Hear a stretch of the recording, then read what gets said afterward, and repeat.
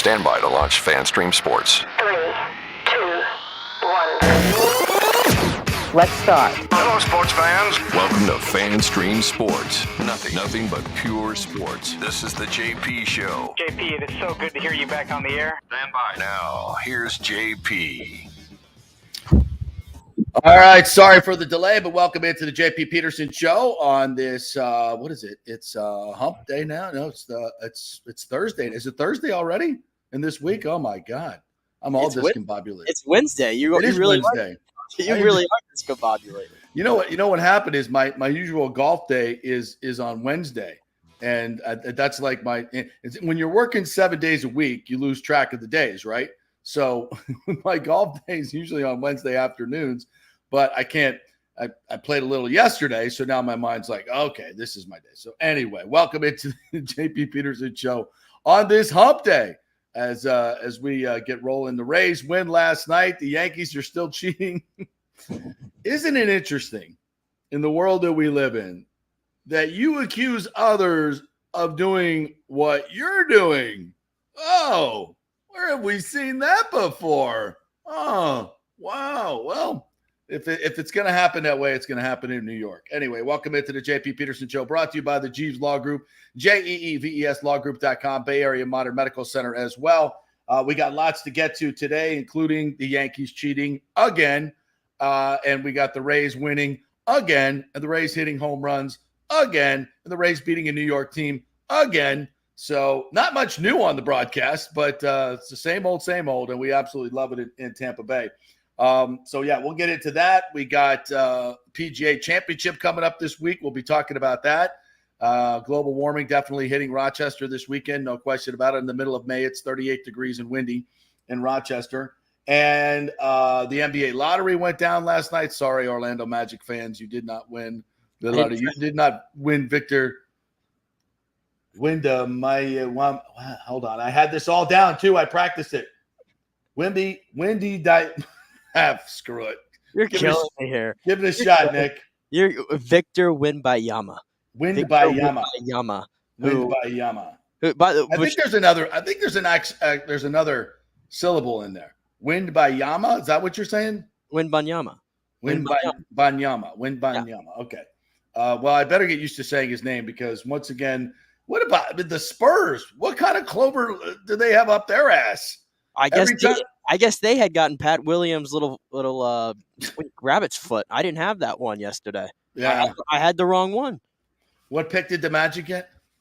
The Magic got 6 and 11. They had 2 lottery picks. They got 6 and 11. And how about this? The kicker, they were 1 number short on the lottery of getting the number 1 overall pick. Oh, really? It's like one of those systems where you have like the 1, 2, 3, 4 numbers that kind of like expose themselves. I can't even think of the word for it right now. The Magic had the first 3 numbers right, and they were just off by the 4th. So they were that close to getting the number 1 pick. Story of my lottery life right there. 1 number away. Absolutely. Well, still, that's an opportunity with Banchero to remake your team a little bit. I haven't really looked at the draft yet. Package both the picks. Send them for a star. Yeah. Is there anybody else besides Victor in this draft? There's Scoot Henderson. He's the big one. Scoot Henderson, and then Brandon Miller, if you recall, from Alabama. What about Bronny?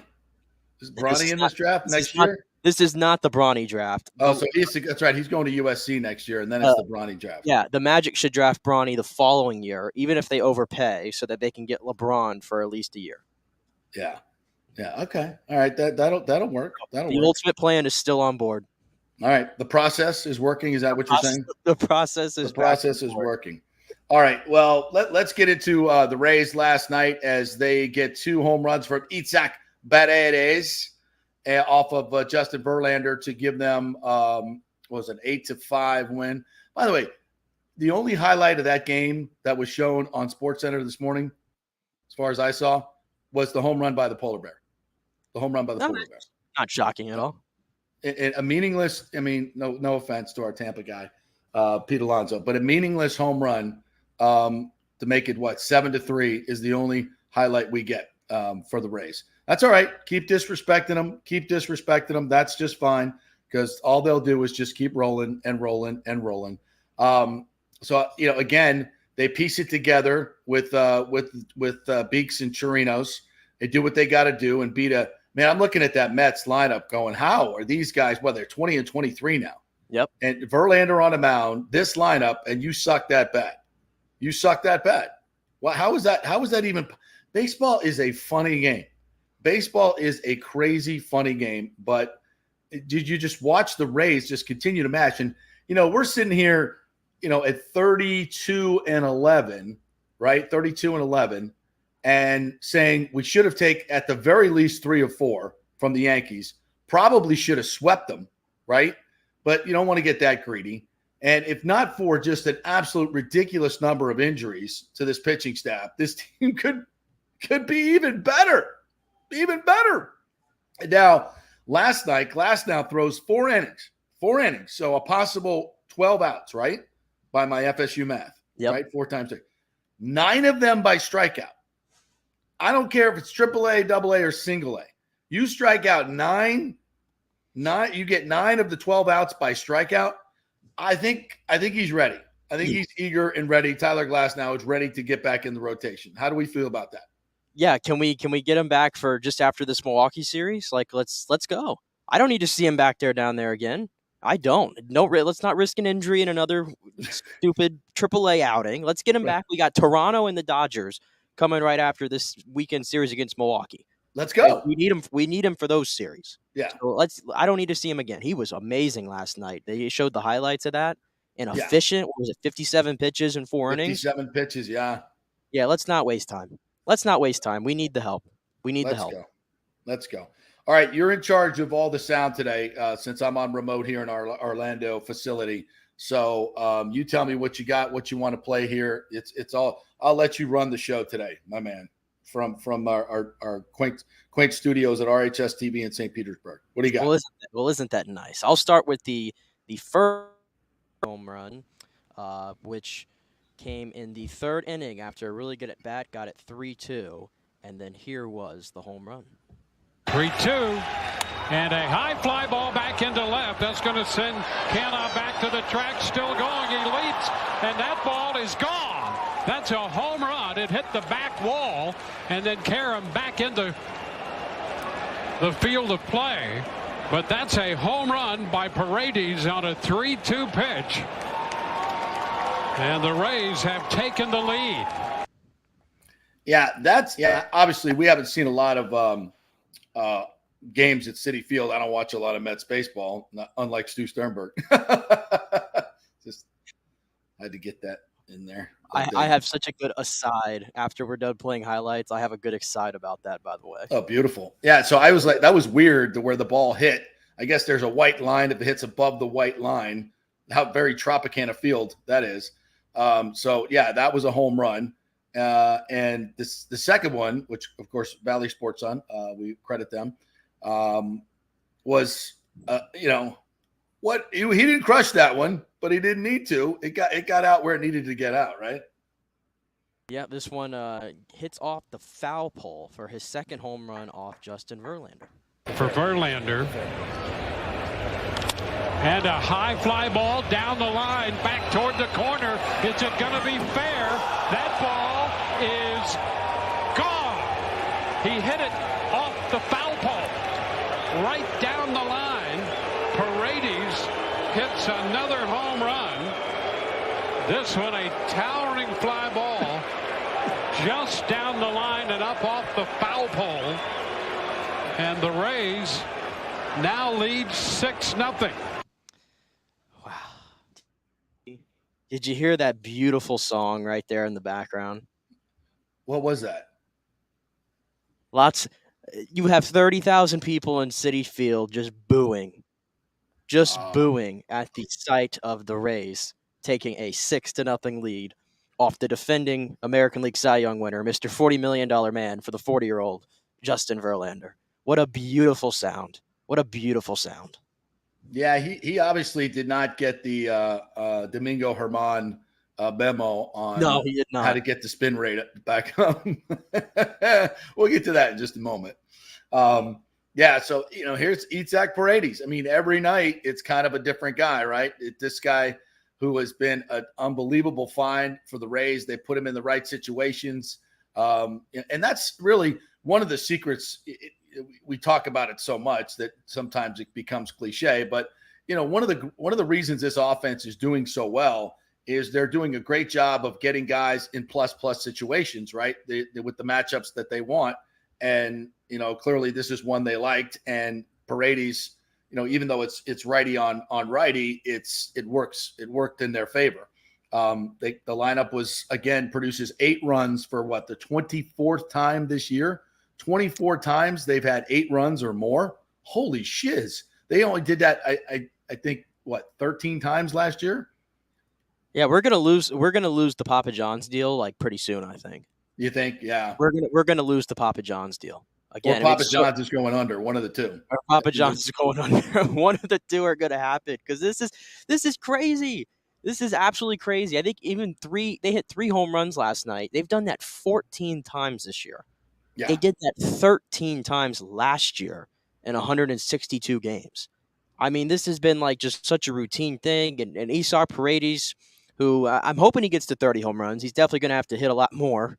Even though he hit 2 last night, he's sitting just on 6 at the moment. But he's quietly hitting 290 and has 26 runs batted in.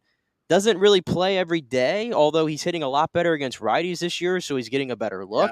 Yeah. And to your point, both home runs, I mean, the second one, he at least muscled that one out of there. It looked like he really had to get his hands in on it. And obviously with Verlander, who clearly did not have his best stuff. I mean, I could tell right away, he was fighting his breaking ball. And if Justin Verlander is fighting his breaking ball, then you just have to look for 94 or 95 over the heart of the plate, and the Rays weren't missing. But that's what they do.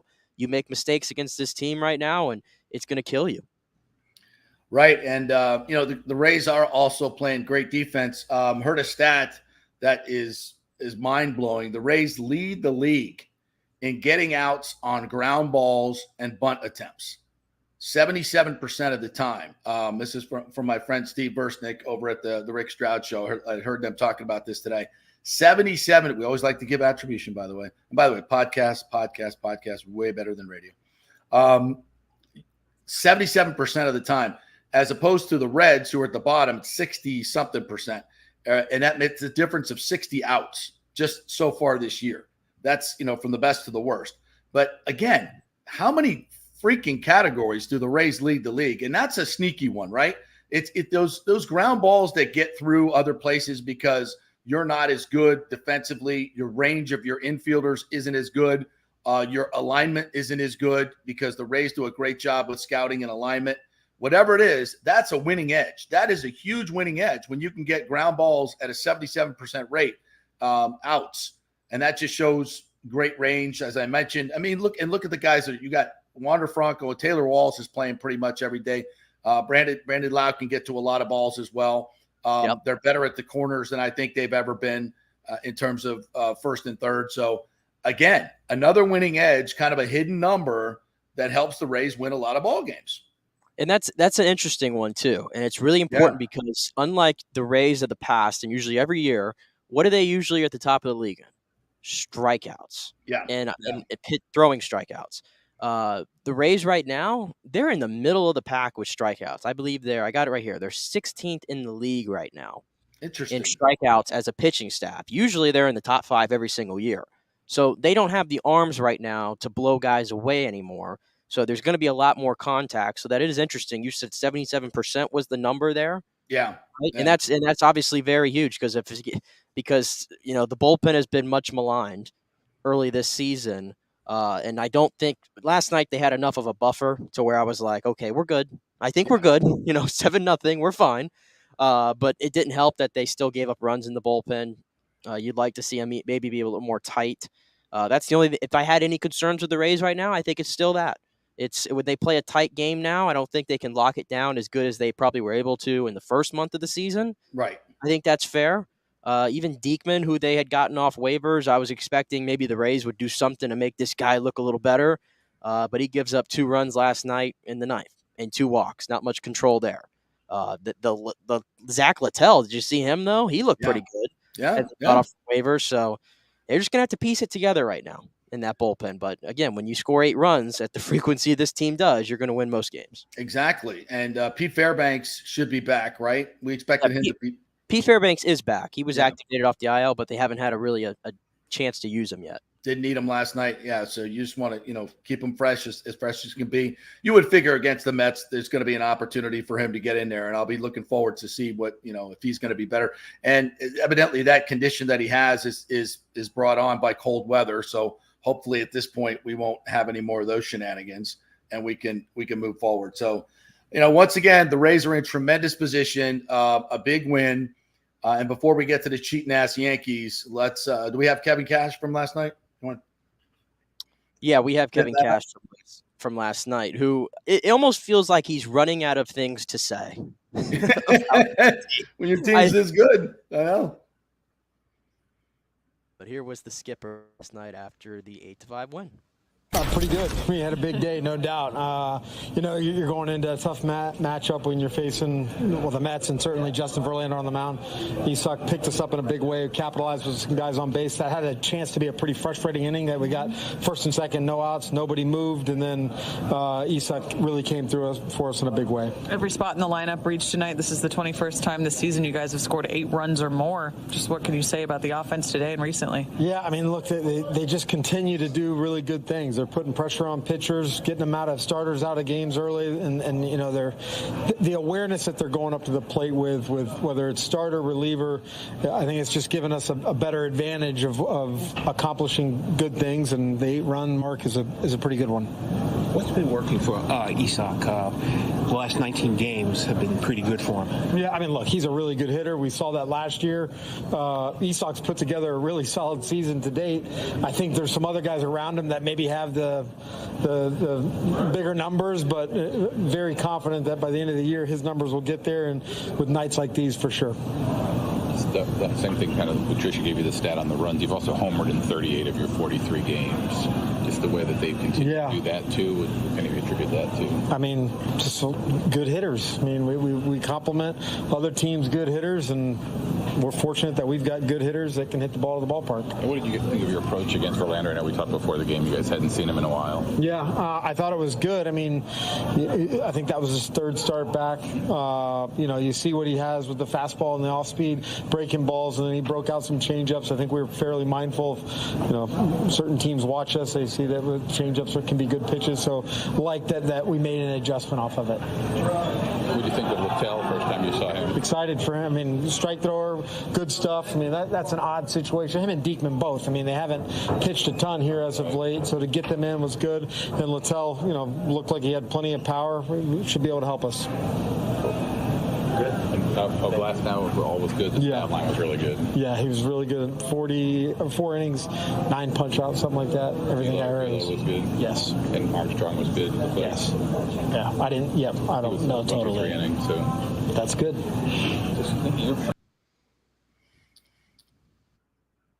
All right, so we get the word on. I think he mentioned Armstrong in there as well, right? So maybe we get him that. Yeah, I was kind of tough to hear there at the end, but I think that's what he was alluding to. Right. Well, listen, arrows pointing up. If we, who's Fleming going tonight, right? I believe. Yeah, Fleming tonight versus Kodai Senga, the Japanese pitcher. Which, if you're not familiar with him, he throws the nastiest forkball that is in the. I think he's probably the only guy that throws a forkball. I think in the major leagues today. So a little bit of a throwback there. I know a lot of guys in your era used to throw forkballs, but you don't see that much today. Forkball is a split finger. It's the same pitch. It's nasty. Some guys use it as kind of their changeup, so I just don't think it's the moniker is the same as it used to be. But which I don't know why. I think there was some feeling that it caused some arm injuries, but it's no different than throwing a changeup, to be honest with you. Except it dives away. Yeah, my best friend in high school, Joe McEwen, went to the big leagues on a forkball, and he had these huge hands, and you could kind of stick that ball right in the middle. Kind of taught me how to throw it a little bit, and it's interesting when you get the feeling of that ball coming out. It's a real feel pitch, and the ball it's like a changeup. The ball kind of comes out with when you got the two seam working like this, the power is right behind it, right? When it's this way, the ball kind of just slides off your knuckles.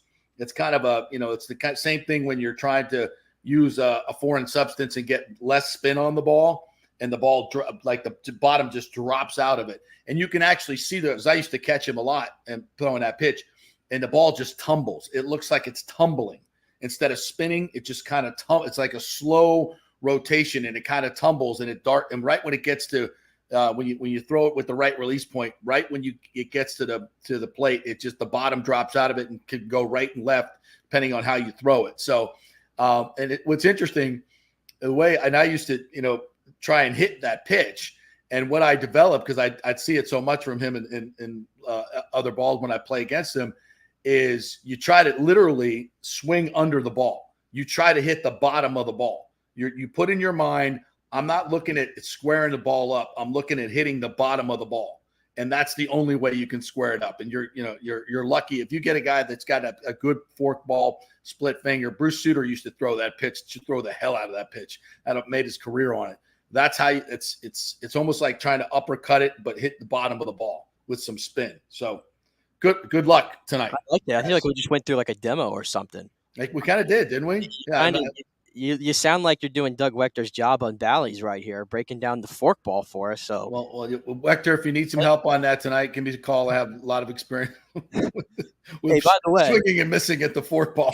By the way, you said something in there. You said something about a sticky substance, and I want to get to that, obviously. But real quick, I said I was alluding to something with Stu. Yeah. Stu Sternberg last night, he did something. What did he do? He did something. Did you see what happened right before Jose Siri hit the home run to make it 7-0 or 7-1, whatever? Stu Sternberg was up to something. Did you see there was a slight delay in the game for a second? Umpire called time, and everybody's looking around. What's going on? The scoreboard, this gigantic scoreboard, they said it on the broadcast last night. It's like 17,000 square feet. Like it's freaking. It's like the size of a building. Yeah. And it went completely like black for a second. And then it came back on, and it was covered by a Rays logo, a giant white screen with the Rays logo in the center of it. And it just stood there, and Citi Field started just booing like crazy when they saw that. And then the next pitch, when they resumed play, Jose Siri hits a home run to make it 7-1 and more boos. So I have some, Stu might have been there last night, and he might have been pulling the controls back there. Did we hack their scoreboard? I think somebody hacked that scoreboard. Yeah. Somebody hacked the scoreboard? Yeah. Well, why else would it do that? Why else would it do that? I think Stu did something. If he was there last night, I think he hacked the scoreboard. Was Stu there? Do we know? I have no idea, but I know he loves to spend time around there, though. I think this bears investigating. It does bear investigating. Bears investigating for sure. But it was such a Met gonna Met moment last night. It really was.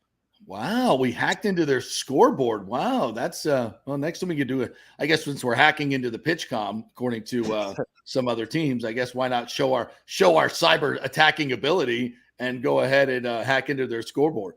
Well, if we did hack into it, that's fantastic. Number one. Number two, let's be a little bit more creative. Let's just don't go logo. Let's put a little vignette up there, a little video, a little something, something with Mr. Raymond pounding Mr. Met or something. I don't know. Let's get a little bit more creative. Just do the Randy pose. Put the Randy pose. Just let it sit there. Just let it sit there so everybody in New York has to look at it. Can you imagine stadium control when that happened? Hey, what the hell's going on? What the hell's going on? How long did it last? Do we know? It was up there for maybe like 10 or 15 seconds, I think. Wow. It was up there long enough for literally all of Citi Field was booing the crap out of this when this happened. And it was just funny that the next pitch, Siri hits a home run. It was like Mets fans are in hell right now. They are in absolute hell right now. Yeah. Well, look, it's a long season. I don't expect them to be this bad, for this long. And they're not terrible. They're 20-23, right? So that's not terrible. They have plenty of time to get back into this, but it's just weird when you see these teams collect all this talent and pay all this money. In baseball, you would think it would come together better, and it just doesn't. It just doesn't in baseball, and the Rays are the exact opposite of that. And because baseball is a weird game. It's an individual game that's played as a team, right? It's a very individualistic game. that's played as a team. Of all the major sports, I would say it's the least team-oriented sport. Your success is not really predicated on your teammates. It's collectively. Now, of course, there are aspects of it, right? And I think, guys not being selfish at the plate, trying to hit home runs when you just want to move guys over. That, to me, that's the ultimate that's the biggest team segment in baseball, right? I think you could say that is giving up yourself as a sacrifice, or if they're not pitching to you and you got some guys behind you that can do the deal, you take your walk and let them get the pitches to hit. It's hard to do sometimes when you're a high paid slugger, right? You got to get your numbers. I got to get mine. And I think guys feel the pressure to do that. Well, look at, it's not just the Mets, by the way. The Mets are 20-23. You know who else is 20-23? The San Diego Padres. Yeah. And the Padres dropped a game last night at home to the Royals. Now they're losing games at home to the Royals. It's getting close to rock bottom in San Diego. With all the money they've spent, they continue to lose. I saw this after they just got swept by the Dodgers. They've lost 28 of their last 34 games to the Dodgers. The Padres have. So everything they've done to try to catch up to the Dodgers, and this is the year where the Dodgers didn't spend as much, and they're still blowing them out of the water. And the Padres with Soto, Tatis, Machado, who's hitting like 220 with 5 home runs, and Bogarts, and all those pitchers, 20-23. I mean, It's crazy what's going on around the league right now. And you got the Rays in front. You got the Texas Rangers have spent more money lately, but a quick rebuild there out in front of their division. I mean, look at the NL Central, the Brewers. They do it kind of like the Rays every single year, and they seem to win that division more often than not. So there's more ways to win baseball games now, and credit the Rays for finding the ways. And I don't want to, we talked about this before the season and at the beginning of the season, but I don't want to lose sight of this. This balanced schedule, we told you, was going to be a difference maker for the Rays. And it is. I mean, it's a tremendous difference maker. Instead of 19 games with the Yankees, Blue Jays, and Orioles and Red Sox, you're playing against some of these other teams that just aren't as good. They're just not as talented. And I'm not saying that the Rays have played a super soft schedule, but compared to what they normally play, it's a super soft schedule. That's true, but the Rays actually have the best record in baseball against teams that are over 500. Well, of course, yeah. So they've shut everybody up when it came to that. Remember when it was like, but you're not facing the best pitchers? Well, I just faced Justin Verlander. Yeah. I've faced Garrett Cole, and I've had no problem with him 2 times through. Exactly. So they've checked every box, and we said that this was going to be the month that we find out what they're made of. So what have we seen? They win 2 out of 3 against the Yankees. You drop 2 out of 3 against the Orioles, and you split the Yankees, and you got a win against the Mets. So they're, just a game over 500 or 2 games over 500 there? Yeah. Throughout this stretch. And then you got Milwaukee, Toronto, and the Dodgers coming after that. I mean, this is the most important stretch right now to see really who these Rays are. And I think at the moment, they've proven they can hang. I mean, they haven't gotten blown out in any of these games, and they've lost, by the way. Every loss that the Rays have had, it's been by a run. I think every single loss has been by a run so far throughout this stretch. Yeah, they went through that a couple games where they got shut out back-to-back, but they only gave up, I think, 3 runs in those games. Yeah. So, yeah, it's incredible how good this team is playing. And to that team concept, the Rays, I think, do that better than just about everybody. But the other part of it is, I think, is team chemistry. And we haven't really talked about this, but I think it's worth noting because Kevin Cash has mentioned it. One of the biggest focuses of the offseason was team camaraderie, because obviously we had the issue with Randy and Yandy at the end of last year, and it tanked the end of the season. I don't care what you say. The team, after that altercation, Yandy was out for like 10 days, and him out of the lineup, first and foremost, kills you. But there was something off about this team in those final 3 weeks and going into the playoffs. There was something that was definitely off. And to the Rays' credit, they didn't, publicly they swept it under the rug, but I think privately they took it very seriously. And whatever they did to restore the camaraderie in that clubhouse, because I thought Randy, one of them, Randy or Yandy, was going. And to their credit, instead of taking the easy way out, they said, well, let's sit down, figure this out, get this back together. Because again, in 162 games, and Joe Madden talked about this a lot, having guys that get along is huge, because when you get fractures within a clubhouse, and that happens when you have a lot of big money guys and their entourages hanging around, the old, 25 different cabs at the end of the game, everybody's going different places. That's not good in the long term for baseball, because you're living with these guys for 7 months. And if you're not getting along and you're not, that positive vibe in the dugout, handing it from one guy to the next, that means something. To me, that's the ultimate part of team baseball. That's the most important part. On the field, physically, passing it to one to another, not swinging at bad pitches because you're trying to knock in runs and get your numbers. That's part of it. But I think the bigger part of it is that camaraderie. And the Rays addressed it. And clearly, look at the dugout. These guys are all just getting along great. They're propping each other up. They're gassing each other up. And I think that means something. Well, remember, wasn't it during spring training they did something new with the lockers, right? Everybody was kind of sitting next to guys that they usually don't know as well, right? They did something interesting, I recall. I can't remember quite. And also, I was listening to MLB Tonight, and it's interesting you brought it up today. I was listening to MLB Tonight last night. Harold Reynolds said the most impressive thing about the Rays is you can tell this is a tight-knit group that really loves each other and wants to go out and play for each other. So if people who aren't even in the building are noticing it from the outside like that, it's a real thing, especially someone like Harold who's played the game at a high level. And then also, think of how unique this offseason was for the Rays. And sometimes I feel like when you get out of your routine a little bit and it's all kind of all over the place, you almost have I don't know, I'm trying to phrase it the right way, but I think you know what I mean. Like when you're out of your routine with a group of people, you kind of end up building a stronger camaraderie, I think, a little bit. They didn't do the normal things in Port Charlotte this year, right? They had to go to Orlando, and then they were constantly Orlando to Tampa or to St. Pete, Orlando to St. Pete. And it was really hard to just settle down in one place. And I don't know, maybe the unorthodox of it kind of just brought this team together is kind of what I'm saying. Sometimes things like that can happen. So maybe that kind of helped them, because to your point, I don't see a team around the league that's more closely associated with one another than this one. Yeah. And they're having fun. Going 32-11 will do that for you. But they're, I think, there's what comes first, the winning or the culture. I would submit to you, it's always the culture. You start, as Coach Bowden used to say, you lose big, then you lose close, then you win and lose, then you win by a few, and then you start dominating. You got it. The culture has to start. You've got to put things in place. It's a process. Coach Cooper always talks about that, the process, and not necessarily looking at outcomes. Just keep doing the same things. Have your culture right. You do the same things at the same time. Get your rest. Do things that are team oriented. And, because guys can get out of whack. They can get selfish. They can, start doing crazy things in their off time. And guys see it. You're showing up at the park. You haven't been sleeping. You've been partying.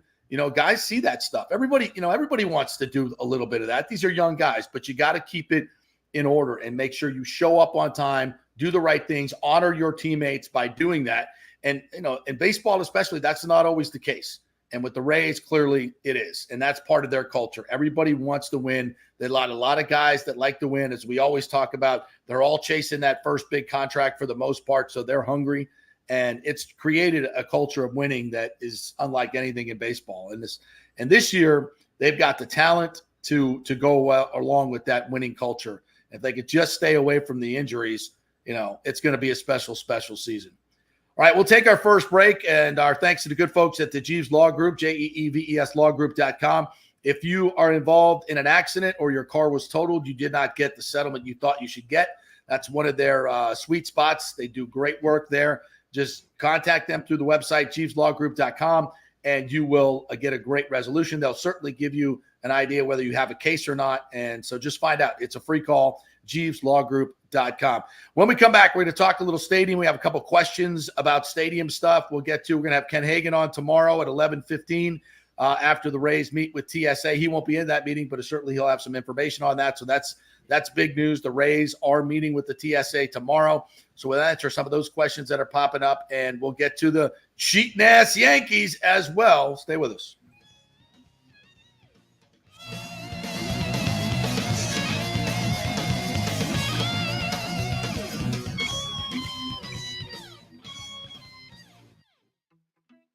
Guys, are you experiencing those feelings of getting older, lower sex drive, fatigue, hot flashes, moodiness, or you just don't feel like you had the vitality you once had?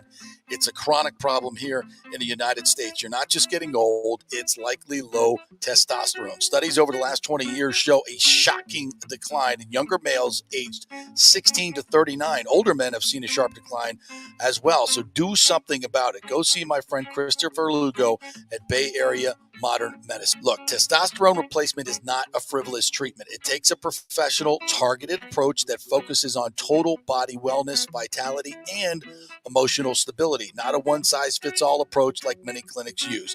They will monitor your blood work and adjust your treatment as needed for optimal results. Folks, I've been on testosterone therapy for over 6 years, and it is a life changer. You will feel and look better than you did 10 years ago. Give them a call at 844-977-3477 or go to BAMMC.com.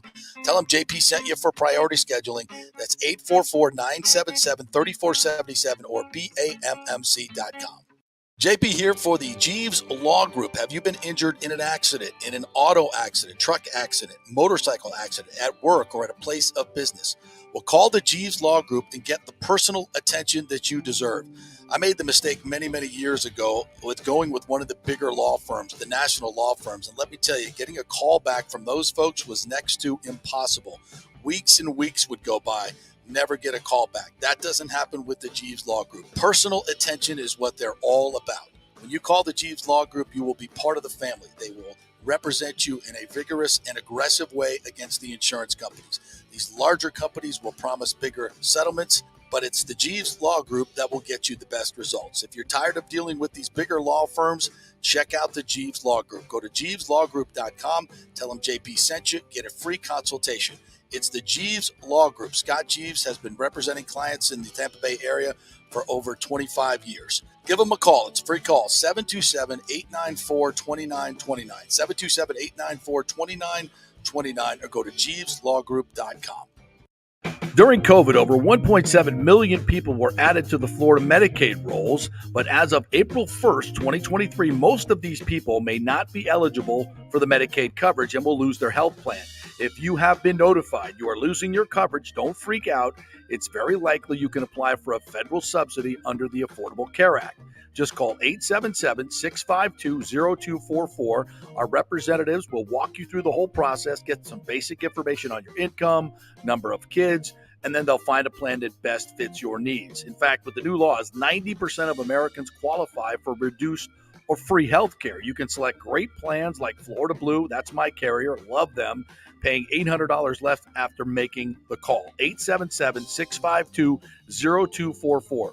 Our highly trained professionals know all the intricacies of the new laws. They will do all the work. You save tons of money. So if you're being dropped from Medicaid, fear not. Call 877-652-0244. Get real health insurance, free doctor visits, free blood work, no deductibles. 877-652-0244. All right, this is for all you guys who don't want to go to the gym and do 5,000 crunches. At Bay Area Modern Medical Center, you can get on the new True Body machine where you can reduce fat and tone up your muscle. It's like doing 54,000 crunches in just 15 minutes.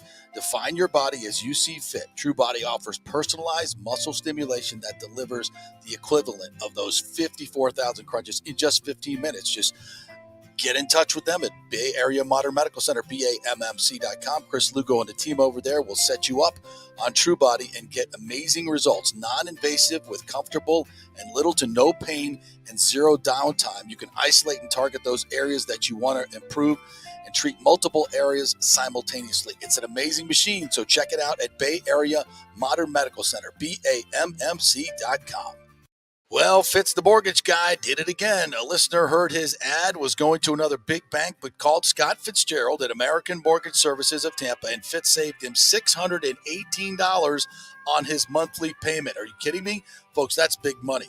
Rates are going up, they're going down, they're going all over the place. Scott will shop your loan and save you lender fees and get the best rates. Email him, scott@amstampa.com, or call 813 813-294-7595. That's Fitz, the mortgage guy. Lots of stuff going on right now, and these rates are going all over the place. You need somebody knowledgeable in the market that will work hard for you and get you the best deal. That's my man, Scott. He's done 3 loans for me, done thousands of loans for local folks here, works with a lot of the coaches and players in the area. He's the guy. 813-294-7595 or go to scott@amstampa.com. Insurance coverage can be confusing and expensive. I mean, where do you start? Which companies can you count on to pay out fast and fair? Well, call the great folks at Italiano Insurance. It's a family-owned business. Jeff and Nat Italiano are carrying on the 60-year-plus tradition of giving amazing customer service and giving back to the community through their annual backpack drive for needy students and their support of the local pediatric cancer patients. But it's the customer service that sets them apart. They can shop all your insurance needs and save you big-time money. Don't hop on the internet and waste time looking at some bogus reviews. Talk to knowledgeable agents and not some voice-generated robot. These are confusing times for homeowners, and Italiano's team of experienced professionals can provide the right coverage for every situation: home, auto, business, life. It's Italiano for all the pieces of your life. Call 813-877-7799 or go to italianoinsurance.com. Let's go. Right now. Back to the show with JP on FanStream Sports. All right, welcome back to the JP Peterson Show here as I come to you live from our Orlando studio. Nick Geddes back at our RHS TV St. Petersburg studio there. We thank you guys for jumping in here. We are brought to you by Jeeves Law Group, Bay Area Modern Medical Center, Italiano Insurance, the gold and diamond source of American mortgage services. All right, we got some comments before we get to the cheating-ass Yankees. And once again, we bring evidence, unlike other sports radio outlets. Check in on our comments because we love you guys jumping in here. Thomas Casper, I want to know what this means. BOGO chicken pot pie, where? Tell me where. I am a huge chicken pot pie fan. What does that mean? Y'all are out of your mind. Chicken pot pie sucks. It's the worst food on the planet. We had this discussion before. I think Thomas is trolling me or something because I said how much. What kind of crappy ass chicken pot pie are you eating? I mean, I don't go out of my way to try a bunch of chicken pot pies. So, okay. But I'm good though. I'm good. Okay, I had a roommate in college who lived off of the Marie Callender chicken pot pies. And I've seen the disgustingness of it way too much. I'm out. Marie Callender chicken pot pie. I mean, we're talking, but I'll be honest with you. Even that's a good, it ain't horrible. It's better than where should I go to get a chicken pot pie? Better than anything you'll get at McDonald's. Tell me where to get a chicken pot pie. Cracker Barrel has an amazing chicken pot pie. I was at this place called the New York Beer Project here in Orlando. I don't know if they have one in Tampa. I don't think they do. They have comfort food, and they do a chicken pot pie there that is phenomenal. Oh, Irish 31. They have an Irish. They have the shepherd's pie, and they also have a chicken pot pie, which is amazing. Oh my God! So yeah, Thomas, tell me where the chicken pot pie BOGO is, and I'm all in, bro. And by the way, if anybody else knows where there's a good chicken pot pie. There's a place, and it's skipping my brain right now. But, yeah. All right, to other questions. James asks, getting back to the stadium issue, which, by the way, again, Ken Hagan will join us tomorrow at 11:15. The TSA, Tampa Sports Authority, is meeting with or is it Stadium? Either way. They're meeting with the Rays tomorrow. And they will it's kind of a limited meeting. Eric Hart will be in that meeting. He's the head of the TSA. The outside counsel for the Hillsborough County will be there. The Rays will be there. And yes, Tampa side still very much in play. That's why they continue to meet with the folks on the Tampa side. And I still believe, to your question, James, will MLB intervene if St. Pete continues to be in play? We know this, that Major League Baseball, without question, prefers the Tampa side. And I'll explain this to you because there is so much misinformation out there. I'll do it again. The reason that the Rays get revenue sharing is because they have low local revenues, and that includes attendance and other things. But for the most part, they have the low revenues so they get the revenue sharing and have for quite some time.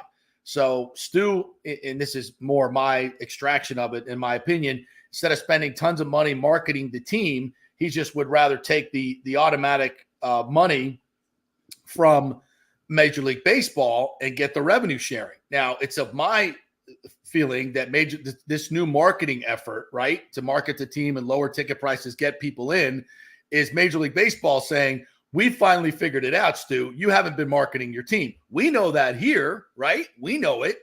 But now Major League Baseball, the other owners have caught on. And they're like, oh, so now you want us to keep paying you revenue sharing, and because you're not marketing your team, you're not spending the money to market your team. No, we're not doing that anymore. So now suddenly they've got somebody in there that's marketing the team like everybody else has been doing for the last 5 to 10 years with the lower ticket prices, all the things that they're doing with the ballpark pass and everything else. So is Major League Baseball now running this club? I think, there's precedent for it. They did that back in the Vince Naimoli days right before they got him out. So yes, maybe. I mean, why else have we seen such a dramatic difference in the way they've marketed the team this year? Explain that to me. Okay.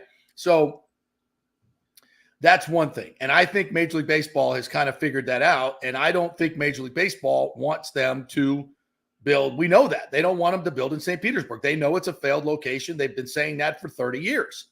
So yes, they're very invested in this new stadium being on the Tampa side because they know if it's on the Tampa side, local revenues go up and they don't have to cut revenue sharing checks to Stu Sternberg. And yes, Major League Baseball has to approve any new stadium deals. So the other owners are going to have to approve this. I don't, just like the sister city plan, they were never going to approve that. They're not going to approve the Rays moving out of this market. You got to have 2/3 of the owners get on board with that. The owners have figured out what Stu has been doing, and they're not going to be on board with it. The owners want him to build in Tampa. So yes, I believe there is pressure from Major League Baseball. Now, is there a point where they just say it's never going to get done in Hillsborough County, which I don't think that's the case, and just take what you can get? Maybe. That's a maybe. But I still think to this day that Stu's plan all along has been to run out the clock as far as he can because he makes so much money at Tropicana Field with the revenue sharing, not having any stadium expenses whatsoever. And he still makes tons of money. So why, in his mind, why risk spending, $500, $600, $700 million for a new stadium to pay half when you don't have to and you continue to make all this money? You eventually they'll have to have a new stadium. And when that time comes, you get St. Petersburg. What did we predict when the Sister City thing? First of all, did we not tell you the Sister City thing was never going to happen? The Players Association was never going to do it? Yes. From the very beginning, we told you that. Once that went kaput, we told you what? Now Stu's going to cuddle up to St. Petersburg and give them an illusion that they're going to build there in order to get Hillsborough to come up with more money on their side of the bay. And that's exactly what's playing out right now, in my opinion. Now, if they end up getting a deal there, I'll admit I'm wrong, but this is the way I see it.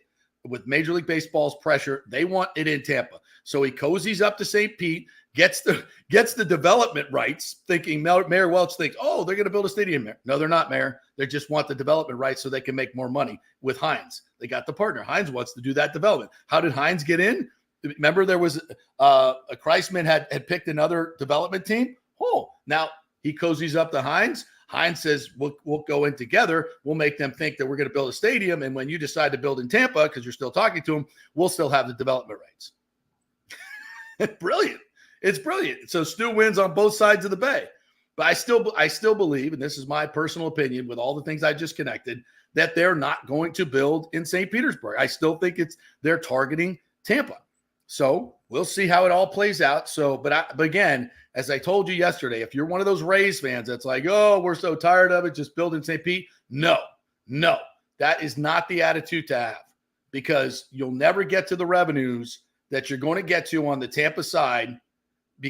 And those revenues will make this team spend $130 to $150 million on payroll and remain competitive for years to come, because this formula of winning on $70 million payrolls is not going to continue forever. It's going to be cyclical. Number 4, Kevin Cash's first 3 years were not too good. they're not going to be this good all the time. There's no way. You can't sustain it. It's going to be cycles. You got to get new players to come in, cheap players, and keep doing it. But if you can get to $130, $150 million payroll, you can sustain it. And that's only going to exist if you do a stadium on the Tampa side. Jew Jetson said, let's go door to door businesses and get firm commitments for sponsorships on paper so we can push the bulldozers on the Tampa side of the Bay. Jew, I got news for you. We already did this. I was part of the Raise 100 and the business leaders and the group that were to gather community support to show to the Rays. And we already showed them that there was $160 million in season ticket and pledges and luxury box pledges. And that was just the tip of the iceberg. That was with absolutely nothing to really show. We had some artist renderings, and that was, basically 5 years ago. And how many more businesses have moved into downtown Tampa because of Water Street? They have 6,000 more jobs down at Water Street now than they had before. And most of those are companies relocating from the Northeast and other parts to downtown Tampa. These are more companies that are going to buy luxury boxes in a new baseball stadium. So if this whole false narrative that there was no corporate support, that came from Stu Sternberg as an excuse to not do the deal. And it's a 100% bold-faced lie. There was plenty of corporate support, and he knows it. But you can print that all you want. Just because he says it doesn't mean it's true. There's plenty of corporate support over here. They support the Lightning. They support the Bucks. They'll support the Rays as well if they have a stadium where they can give their clients tickets and they're actually going to go to during the week and on the weekends. So that's how that works. There's plenty of corporate support. Don't believe that false narrative. We've debunked it. What do you guys get to a meeting here in a few minutes, but hoping to hear from Vinny Boombots when I get to finish listening later. Yes. Vinny Boombots will sign on. Will definitely have a take on the Yankees cheating here today. So without any further ado, Nick, give us the nuts and bolts on what happened last night with Domingo Germán, the Yankees pitcher. Yeah, so Domingo Germán goes, I think, 3 no-hit innings, I want to say. Yep. And then he's coming off the mound to do his typical hand check and all that kind of crap. And he's ejected from the game for a sticky substance. Now, if you recall, 3 weeks ago, Domingo Germán had something on his hand and they ordered him to go wash it off, right? And then he came back out and it was still sticky. And so, but he still was allowed to remain in the game, mind you. He was still allowed to remain in the game. But this time they showed the video of him in the bullpen when he was just standing there and he had his arms on his pants, kind of. And did you see that video? And you could see what was kind of on his hands because like his hand was like stuck to his pants. He said it was chewing tobacco. Chewing tobacco. It's funny because when I saw it, I was like, it looks like it almost has the consistency of kind of like chewing tobacco. That's what it kind of looked like. So if he said that's what it is, whatever. But it was really dark and it was really sticky. That's what I know. And here's the funny thing with Domingo Germán. And this is first of all, given what happened the day prior with the Judge thing, you'd think you'd want to steer away from doing anything that's going to draw attention like that a little bit. Yes. Oh, and by the way, what if I told you that the umpiring crew last night was the same umpiring crew from 3 weeks ago that had already suspected that he was using a sticky substance. So he tried to do this twice in a span of 3 weeks with the same umpiring crew. Umpiring crew after the whole Aaron Judge scandal that literally the Blue Jays are investigating like as we speak, by the way, on that. Yeah. So you talk about lack of self-awareness. It's Domingo Germán. And now you get a 10-game suspension, and there you go. So once again, the Yankees, and that wasn't the Yankees, but it was their WFAN, right? Their official station, the sports talk guys on their station, Carton and Roberts, who accused the Rays of cheating without evidence. But as we saw, there's now evidence and ample evidence to suggest that maybe the Yankees are cheating a little bit. And by the way, the Blue Jays also filed a complaint with the league because of the positioning of, and I'll retweet this as it shows the picture, the positioning of their base coaches. And you can see them, they're circled below, they're outside the base, outside the box where they're supposed to be in, both of them. It's very interesting. They're both positioned very similarly. Just retweeted that if you want to on my at FanStream JP.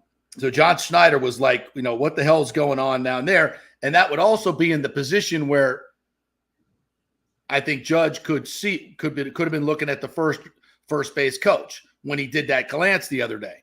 And by the way, I've heard a lot of people say, his whole spiel about I was looking to see who was chirping. Well, again, you looked at the exact point that the pitcher already got the signal 3 times in a row, and you didn't look for very long. It was a quick glance into the dugout or to the first base coach who was out of his box and more forward so you could see him.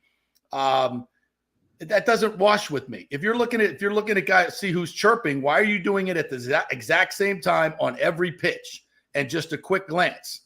That doesn't hold water with me. I love Aaron Judge, and I think he's above board. And I don't. He would be the last person I thought would be cheating, right? Because he's a great hitter. Mm-hmm. Barry Bonds. Barry Bonds didn't need to cheat. Barry Bonds was one of the greatest players in the history of the game. He didn't need to cheat. Guess what? He cheated. He cheated, right? So, and clearly there is a culture within the Yankees of cheating. And this is another example of it. So, yes, we're accusing you of cheating again, and we have actual evidence and multiple. You got kicked out of the game. Herman, and I didn't look at it. You could look this up, Nicky numbers. Remember, Herman pitched a hell of a game against the Rays last, Saturday, was it? He's pitched 2 really good games against the Rays in the last 2 weeks. 2 games. Mm-hmm. Mm-hmm. He's been really good for the Yankees this year. Yeah, and his spin rates have been pretty consistent. So if he was kicked out of last night's game, my feeling is he's been doing the same thing all year long. All year long. Well, how would that make it past every umpiring crew? Because you got to get checked out after every single inning. I think it's subjective, right? It's subjective. Like they feel the hands, and everybody's going to have a little bit of sticky stuff because they all use the rosin and sweat, the sunscreen that kind of makes a little bit of a sticky stuff. Now, was it rosin and sweat? I could tell you exactly. So. But it is a matter of degrees. Like everything is subjective. So last night, that umpire literally said it's the stickiest I've ever checked. Was it? Everybody's got could it have been pine tar? It kind of looked like it had the same color to a pine tar. Could have been spider tack. Could have been that. Yeah, it could have been or some new form of it that they're using. And again, Mr. Naive right here. I will say, like I said, it did look like chewing tobacco when I first saw it. Okay, so if they found some chewing tobacco that's sticky, whatever, it's a foreign substance. I was going to say, I don't know what that does to the ball, though. And isn't it interesting? Isn't it interesting that Garrett Cole's spin rates are back to what they were in Houston when he was cheating? Listen, I mean, I've been looking. Everybody's been looking at Garrett Cole pitch for years, and he has the same routine before every pitch, and he's always doing this with his hat. He's always doing this. And you can see it on his hat, on that blue hat. You can see there's some discoloration, so there's clearly something there. And we've never been able to figure out what he's going to. Umpires have never checked him on it, so I guess they've decided that there's nothing there. But I've always had that suspect, What's he doing with his hat all the time? And I'm surprised that nobody has ever really brought that up to him when he's been pitching. Yeah. Look, I mean, the evidence is all there. I mean, even Vinny Boombatz from the Bronx Deli in the pizzeria could say, you know what? Yeah. Well, I thought the Rays were cheating. Yeah, they're doing a little stuff. They're doing a little here, that, all the Taylor. Who's Taylor Walls? Christian Bethancourt. Like, who are these guys? All of a sudden, they're Babe Ruth and Lou Gehrig, and you say we're cheating? Like, how are we cheating, right? Oh, the sticky stuff. Okay, yeah, maybe. Okay, that's maybe a little, but everybody does that, right? No? Oh, it's only the Yankees guys. All right, yeah. Okay, well, we're the Yankees. We can get away with it, right? We're the big bad Yankees. We can cheat. You guys can't cheat, but you're already cheating because you're too good. Yeah, whatever. We're the Yankees. We're gonna win. If we got to cheat to win, so be it. So be it. That's who we are. I think that's what they say in New York. You're probably spot on there with your Vinny Boombats. But I will say though, regardless of the rule, first of all, I hate the rule. I'm in the minority maybe. I don't really give a crap what the pitcher uses when he goes out there. I'm not one of those guys that's a stickler when it comes to it. You know how I feel about that, and I feel like and we talked about pitchers' injuries earlier this week, did we not? And we know that Tyler Glasnow's injury, the Tommy John, was contributed to the fact that he couldn't use anything on his hands because the baseball sucks and has no grip. So I don't necessarily care really when players go to it, but at the same time, in the context of the rule and given how there's such a crackdown on it, you'd have to be pretty much lack self-awareness to try to go out there and get away with it. Well, I'll say this in terms of using it. I think there's a case to be made that if you're trying to get the same spin rates, because these pitchers get the information that everybody gets, right? And they get it by inning, like, hey, your spin rate's down, your spin rate's down. So what are you trying to do? You're trying to get a better grip on the ball, and then you're trying to whip it more. And when you're trying to whip it more, give it more effort, that's when you get that conflict in the elbow that we talked about. When again, the pronation pitch, when you go like this, we'll do this again. When you go like this, pronation, and that's what they used to throw the screwball with, right? Get that opposite spin. It doesn't hurt your arm because everything is working in concert biomechanically. But when you do the other way with curveballs and sliders, everything is working in conflict here in terms of your shoulder and everything else, and it creates the spin and your wrist. Now, I learned this from these biomechanic guys. So that's what causes the torque. And if you're trying to get those same spin rates, it's like an injured pitcher who's trying to get his velocity back up. And what is he doing? He's overthrowing. And when you overthrow, when you give more effort, your mechanics get out of whack. You lose control and you hurt yourself. And I think that's where a lot of these injuries are coming. I was talking with Jason Romano about this yesterday, and he said, like, in my day, it was shoulders. Like, everybody had labrums, rotator cuffs. It was all shoulders. And now it's all elbows. And that's where that conflict comes in, because guys are throwing more sliders. They're throwing harder sliders. They're trying to get that more spin rate, giving more effort to do it. And that's just biomechanics. You're going to get more injuries. So it's almost like a war of attrition. Guys are just, if you're going to make them pitch like this, because it is more effective. Breaking balls are harder to hit. Hard breaking ball, better stuff is harder to hit. It's if you're going to make them throw more of this stuff, you're going to get injuries. So now it's just a matter of attrition, and you just, you almost say, okay, we're going to have this many Tommy Johns, but we're just going to keep funneling arms through here. And it may not be best for the player, but the team success is there. And that's, I know it doesn't sound very ethical. No, it's not. That's the thing. That's the thing. Every rule change with MLB, whether you like them or not, most of them just aren't ethical. They're not ethical, and somebody's always getting the short end of the stick with this. Somebody's always getting the short end of the stick here. And right now it's the pitchers. Do you think, as a league, you think Rob Manfred, does he actually enjoy seeing some of the game's best pitchers continually just get hurt and not be out there? Does he like seeing a bunch of AAA guys constantly around the league pitching on a nightly night basis? How many teams around the league have a true 5-man rotation at any point anymore because of it? Because they can't keep anybody healthy. The Rays will never have a 5-man healthy rotation. I'm convinced. It's never going to happen. I mean, all this, it's bad for the game. And they don't listen to the feedback of the players. That's the thing with baseball. They don't listen to the feedback of the players when they tell you that, hey, this ball sucks. This ball sucks and it's hurting us, and you're telling us that we can't do anything to make it better, and now we're getting hurt in turn. So, yeah, it is unethical. Yeah, and you can make the case that if you allow the spider tack, that guys don't have to overthrow to get those spin rates. But then, guys will still try to overthrow to get even more spin rate. I'm sure so I don't know where it ends. I'm sure from the batter's point of view, it's like, you know what? These guys are already throwing. Everybody in this league is already throwing 98 to 100 already. The ball's moving without the spider tack or whatever, like crazier than it ever has. It's already hard on us as it is. And now you want to make it even more harder by allowing this. So I know that's probably what the batters are saying. But again, injuries are this is an epidemic around the game right now with pitcher injuries. It's shortening careers more than ever. I'll say this, that as much as I'm sure the commissioner doesn't want star pitchers to get injured, you know what he really doesn't want? 2-1 games. It's boring. I love watching great pitchers just like you do sometimes. But if every game is 2-1 and 3-2, not so much. or Well, 2-0, that's why we have the rule changes to put things into action. It's been a success. Yeah.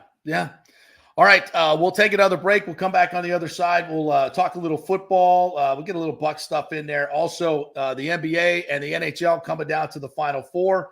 We'll get to that in our second hour. Oak Hill is cold. Rochester is cold. Can you believe somewhere in the United States it's 38 degrees?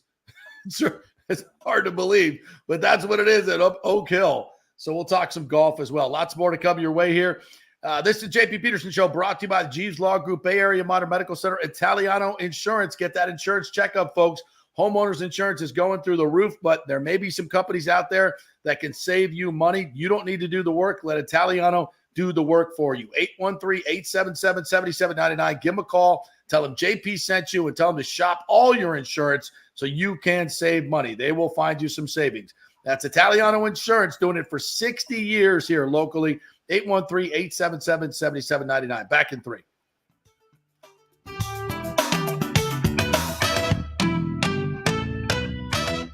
Insurance coverage can be confusing and expensive. I mean, where do you start? Which companies can you count on to pay out fast and fair?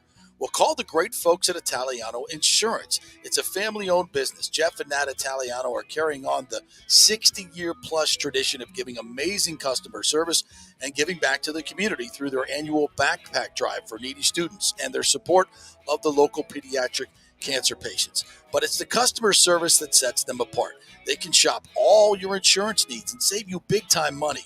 Don't hop on the internet and waste time looking at some bogus reviews. Talk to knowledgeable agents and not some voice-generated robot. These are confusing times for homeowners, and Italiano's team of experienced professionals can provide the right coverage for every situation: home, auto, business, life. It's Italiano for all the pieces of your life.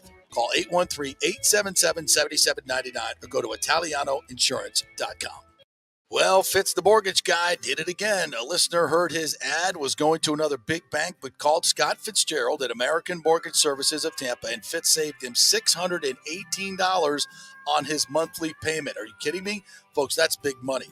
Rates are going up, they're going down, they're going all over the place. Scott will shop your loan and save you lender fees and get the best rates. Email him, scott@amstampa.com, or call 813-294-7595. That's Fitz the mortgage guy. Lots of stuff going on right now, and these rates are going all over the place. You need somebody knowledgeable in the market that will work hard for you and get you the best deal. That's my man, Scott. He's done 3 loans for me, done thousands of loans for local folks here, works with a lot of the coaches and players in the area. He's the guy. 813-294-7595, or go to scott@amstampa.com. During COVID, over 1.7 million people were added to the Florida Medicaid rolls, but as of April 1st, 2023, most of these people may not be eligible for the Medicaid coverage and will lose their health plan. If you have been notified you are losing your coverage, don't freak out. It's very likely you can apply for a federal subsidy under the Affordable Care Act. Just call 877-652-0244. Our representatives will walk you through the whole process, get some basic information on your income, number of kids, and then they'll find a plan that best fits your needs. In fact, with the new laws, 90% of Americans qualify for reduced or free health care. You can select great plans like Florida Blue. That's my carrier. Love them. Paying $800 left after making the call. 877-652-0244. Our highly trained professionals know all the intricacies of the new laws. They will do all the work. You save tons of money. So if you're being dropped from Medicaid, fear not. Call 877-652-0244. Get real health insurance, free doctor visits, free blood work, no deductibles. 877-652-0244. JP here for the Jeeves Law Group. Have you been injured in an accident, in an auto accident, truck accident, motorcycle accident, at work, or at a place of business? Well, call the Jeeves Law Group and get the personal attention that you deserve. I made the mistake many, many years ago with going with one of the bigger law firms, the national law firms. And let me tell you, getting a call back from those folks was next to impossible. Weeks and weeks would go by, never get a call back. That doesn't happen with the Jeeves Law Group. Personal attention is what they're all about. When you call the Jeeves Law Group, you will be part of the family. They will represent you in a vigorous and aggressive way against the insurance companies. These larger companies will promise bigger settlements, but it's the Jeeves Law Group that will get you the best results. If you're tired of dealing with these bigger law firms, check out the Jeeves Law Group. Go to JeevesLawGroup.com, tell them JP sent you, get a free consultation. It's the Jeeves Law Group. Scott Jeeves has been representing clients in the Tampa Bay area for over 25 years. Give them a call. It's a free call, 727-894-2929, 727-894-2929, or go to JeevesLawGroup.com. Ladies and gentlemen, are you looking to lose weight or just lean up for bathing suit season where there are so many diets and chiropractors and weight loss clinics out there? You don't know where to start, right? We'll start at Bay Area Modern Medical Center. Chris Lugo, PA, and his professional staff will devise a personal plan for you that gets results and will help you keep the weight off. Everybody metabolizes food and supplements differently. Many of these other approaches are designed for the masses. So how's that going to work for you specifically? It's not. Chris will spend one-on-one time with you to find out what works best for you so the weight comes off safely without the use of harmful drugs and side effects. Call 844-977-3477 or go to BAMMC.com. Tell them JP sent you for priority scheduling. 844-977-3477 or BAMMC.com. Ladies and gentlemen, let's rock. This is FanStream Sports with JP. All right, welcome back to the JP Peterson Show here as we roll on this Hump Day Wednesday, which I thought was Thursday because I'm working 7 days a week, which, by the way, I want to mention, I'll be out this weekend again at Zephyr Hills, emceeing the Pro Padel League tournament going on out there. We've got teams from Cancun, LA, Toronto, Las Vegas, Miami, all over the world, essentially, North America, really. But the players come from all over the world, and they are amazing. The best paddle players, padel, it's interchangeable how you pronounce that. But it's a mix of, it's got the pickleball paddle, and but it doesn't have a kitchen like pickleball does. The athletes are tremendous. In fact, one of them, Marta Morera, who's probably the best female player in the world, she was a quarter finalist at the the French Open. Won about 45 ATP singles titles. So a lot of the great tennis players, Jared Palmer is out there. He's one of the owners, as is Tommy Haas, Juan Martín del Potro. So all these great tennis players are now playing padel is what it's called. And it's an unbelievable game. It's incredibly fast. The points go for, 30, 40, 50 rallies, shot rallies. It's incredible. So if you want to go see the best in the world, tickets are free. Just go to ProPadelLeague.com. It's a really cool vibe. It's a little bit of a drive. It's out in Zephyr Hills at the Sarah Vandenberg Complex. But if you're looking for something to do in the next few weeks, because the next 4 weekends we'll be doing it out there. It's really cool. Come check out the game. I'll be there. Come say hello. We'll tell you all the rules. You'll pick it up pretty quickly. But it's fun. It's a fun watch. So check it out if you want to come out and join us this week. All right, let's talk a little NBA, shall we? Before we get to the Lakers and Nuggets, we got to talk about Ja Morant. We talked a little bit about this yesterday. The video that surfaced again with the guy that he said he wasn't going to hang out with anymore on his Instagram, showing Ja with a gun. He's had 6 or 7 now incidents where, he's had a gun in public, intimidating people. There's a lot of crazy stuff going on with this guy. And he was already suspended once. And Adam Silver was asked about it last night during the draft broadcast. And I believe you have that soundbite, right? Yeah, this was, again, speaking of Malika Andrews before the draft. This was him detailing kind of the discussions he had with Morant in that first meeting after he suspended him and his reaction to this recent news. What did you say to him about how much more severe it would be if he did this again? Well, we talked directly about the consequences first before we got to a subsequent potential to have done something wrong. We were very focused on the misconduct that was in front of us at the time. And frankly, most of our conversation was about how incredibly serious the first incident was of waving, a firearm on social media. And again, and the consequences there, an 8-game suspension was pretty serious and something that he, at least to me, seemed to take incredibly seriously in that time. And we spoke for a long time about not just the consequences that could have on his career, but the safety issues around it. Could have injured, maimed, killed himself, someone else with an act like that. And also the acknowledgement that, as you said, he's a star. I mean, he has an incredibly huge following. Yeah. And that my concern, and I thought he shared with me, that millions, if not tens of millions of kids globally would see him as having done something that was celebrating in a way. You know, that act of using a firearm in that fashion. And so I at least was left with the sense that he was taking this incredibly seriously. So honestly, I was shocked when I saw this weekend that video. Now, we're in the process of investigating it, and we'll figure out exactly what happened to the best we can then. It's the video's a bit grainy and all that, but I'm assuming the worst, you know, but we'll figure out, you know, exactly what happened there. What did you... You know, it sounds like Adam Silver is shocked. I mean, he said that. He's shocked. And I don't know why. Are you shocked? I'm not. I fully expected this to happen.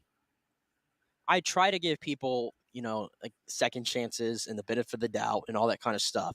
I'm shocked that it happens 2 months after the first incident. I'm shocked given the fact that ESPN gave him a platform, and Jalen Rose in particular, to come up there and say his apologies and take accountability. And, you know, I know he's young, 23 years old and all that, but there needs to be more self-awareness there. That, and again, I said it yesterday, a great example of your friends are not always your friends. And especially when you're an athlete, an entertainer, a celebrity of any kind, there's always going to be people next to you in your circles that are there for the wrong reasons. And I feel like he's being dragged down by the circle.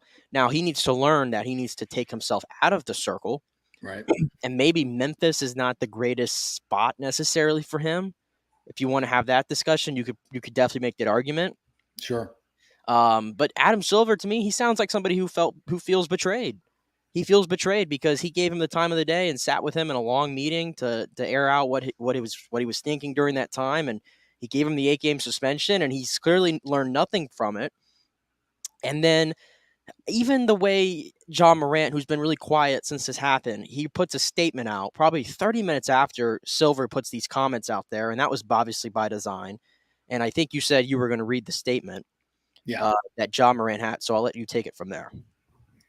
Yeah, and anyone on the planet that thinks John Morant wrote this, no. The statement attributed to John Morant, I know I've disappointed a lot of people who have supported me. This is a journey, and I recognize there is more work to do. My words may not mean much right now, but I take full accountability for my actions. I'm committed to continuing to work on myself. Well, that's in direct conflict from your actions. There's no question about this. I mean, this is not second chance. This is not third chance. This is not fourth chance. This is not fifth chance. This is not sixth chance. This is the seventh incident where he's been involved in a situation with a gun, with a group of guys that are not, you know, let's just say they're not part of law enforcement when he goes to right a wrong, so to speak. And that's not the way we do things. You know, we still are supposed to have law enforcement. You have an issue with somebody, you don't take it into your own hands. You don't take a gun and go intimidate them. That's not how we're supposed to handle things. And I want to say this for the NBA. You know, Adam Silver wants to talk about, you know, the gun, and, you know, they want to talk about gun violence and everything else. And a lot of these players have great platforms, and they use their platforms for political reasons. And I may have missed it.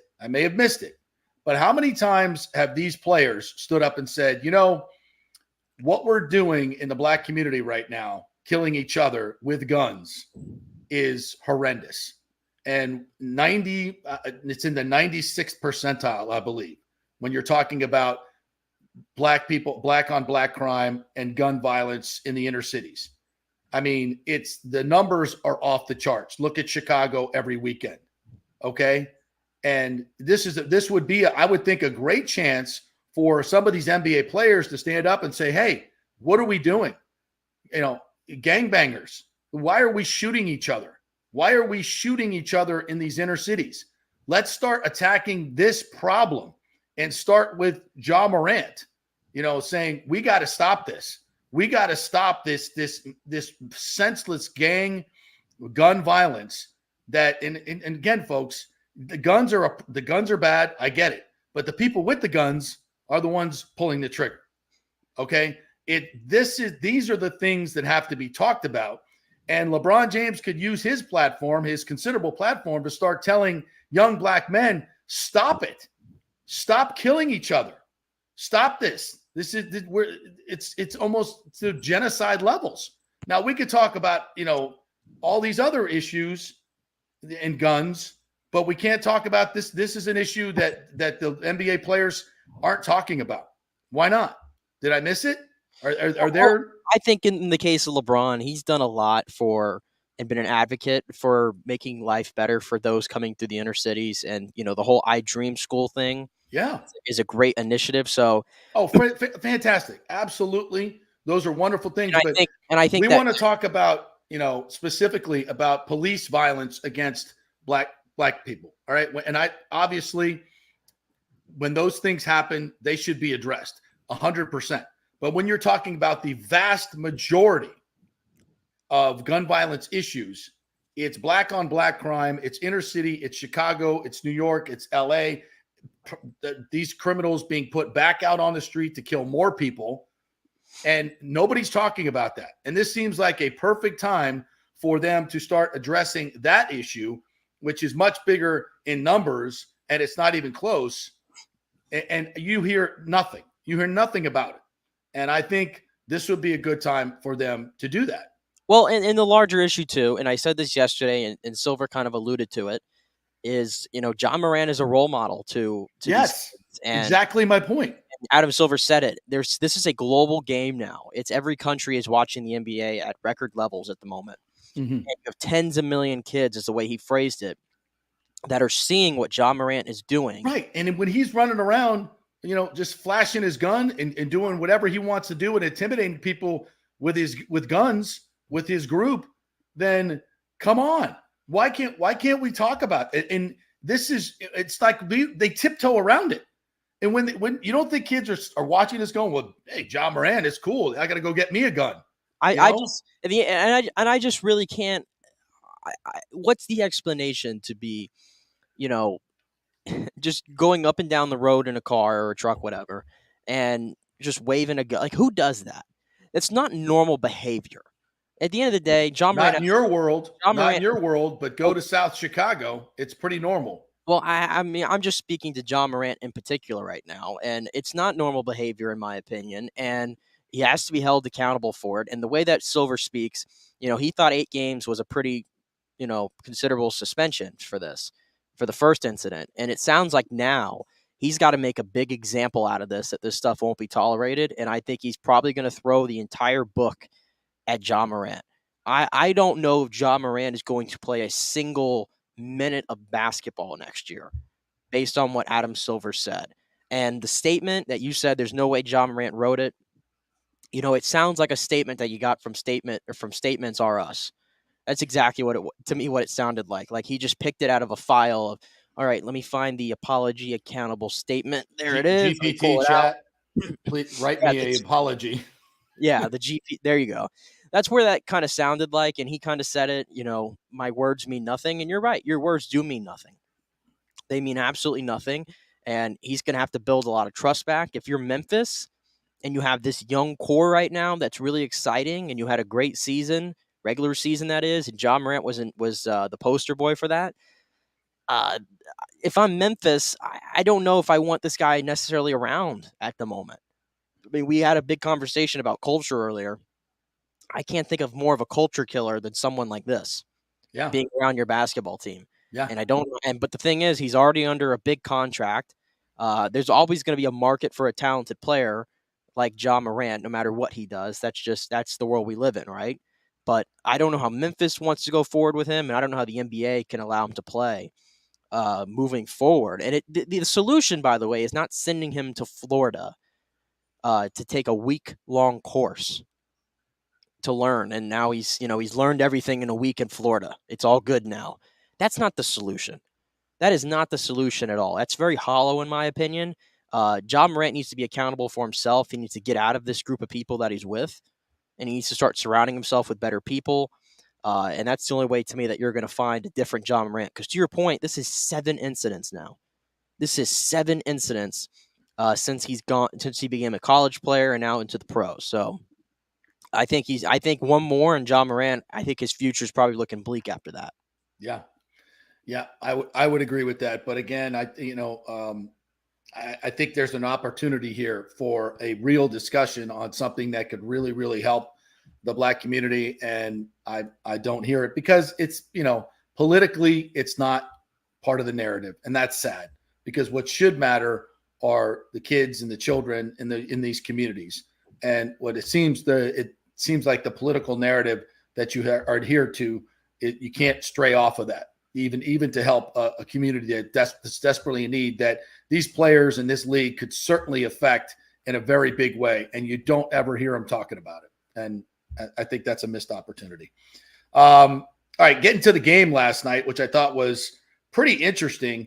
The Nuggets just absolutely bitch slapped the Lakers in the first half, and for half of the third quarter, they were up 20 points. Jokic was doing whatever he wanted to do. I think he had 19 and 16 at the half.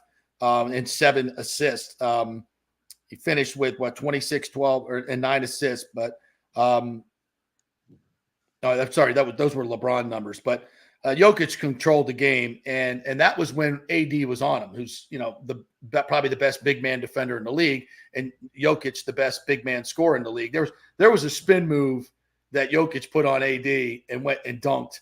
I was like, I was like, damn, I didn't know he was that quick. That was one hell of a move when he spun left and went baseline around AD. He pretty much did whatever he wanted. And then the Lakers did something interesting. They put Hachimura on Jokic, and of course he was pitching it out to guys that were wide open. And they started to double team him, and AD was kind of playing that help defense. And this is going to be interesting to see the chess game here, because I think what we'll see in game 2 is the Lakers will start with Hachimura on Jokic, and have AD helping out and coming over to double team. And we'll see what the Nuggets do. Obviously, the Nuggets are going to have to hit their shots because Jokic is so good at finding his open guys. But I think it's going to be an interesting chess match, and I think it's going to be a great series. I picked the Nuggets to win, but I think it's going to be a good series. Well, the Lakers waited too long yesterday in that game to start playing some defense, especially in transition. Their transition defense, it was lazy. The first 3 quarters, I was like, oh, here we go. This is one of those games where the Lakers are just out of it completely. They seem like they're disinterested. They just weren't playing it. They weren't playing any defense. They were offering zero resistance whatsoever. Jokic was controlling the game, which, by the way, again, he should have won 3 MVPs in a row.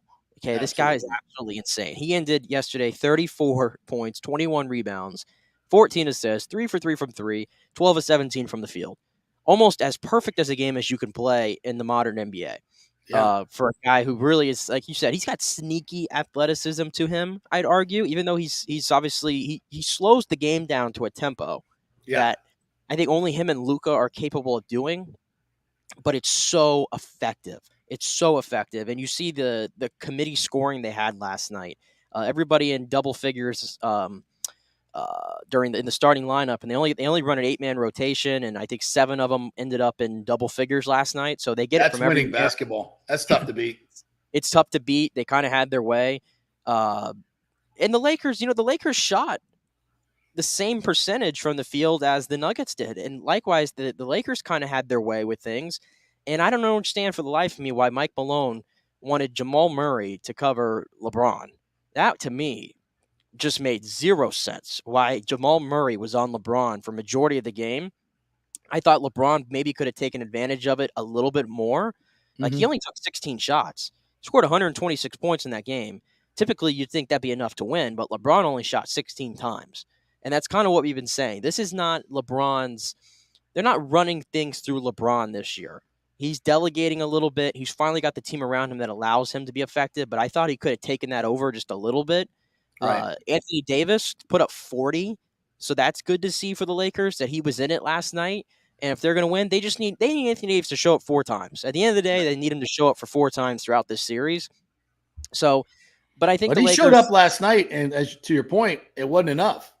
No, it wasn't enough. I thought they needed to steal that game last night, getting it back to 3 with Reeves making back-to-back threes there at the end. He's been such a revelation for that Laker team this year. And LeBron missed a 3 to would have tied it. That was a big shot. Yes, and I will say, I thought that 3, though, as much as I wanted LeBron to take over that game a little bit, I did not like that 3-point shot that he took. I thought he forced it a little bit.